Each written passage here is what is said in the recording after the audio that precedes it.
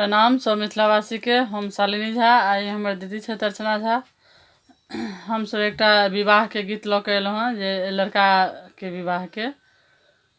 तो सुनू अहाँ सब ई लड़का के विवाह के गीत। हमर यह कोशिश है जहाँ सबके बढ़िया लागत। धन्यवाद।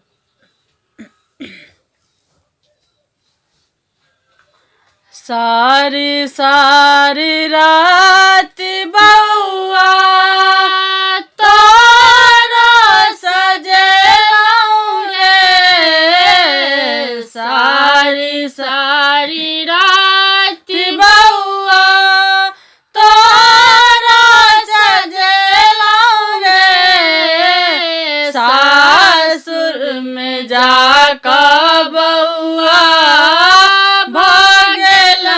पराया रे, सासुर में जाकर बउआ भगल पराया रे, सारी सारी रात बउआ तारा सजेलहुँ रे, सासुर में जाकर बउआ भगल पराया रे, सासुर में जाकर बउआ भगल पराया रे, सासू के देख बउआ मम्मी के बिसरल रे, सासू के देख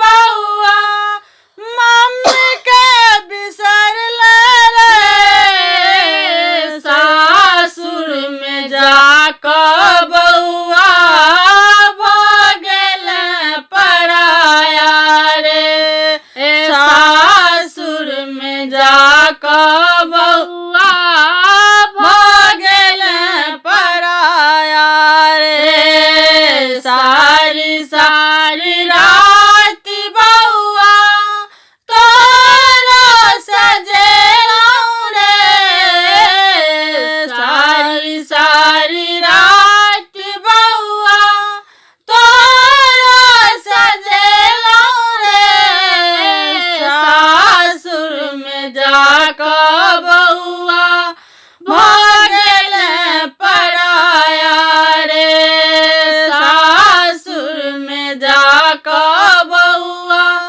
भगल पराया रे, सरहोज के देख बउआ भौजी के बिसरल रे, सरहोज के देख बउआ भौजी के बिसरल रे, सासुर में जाकर बउआ भगल पराया रे, सासुर में जाकर बउआ भगल पराया रे, सारी के देख बउआ बहिनी के बिसरल रे, जेठ सर के देख बउआ दीदी के बिसरल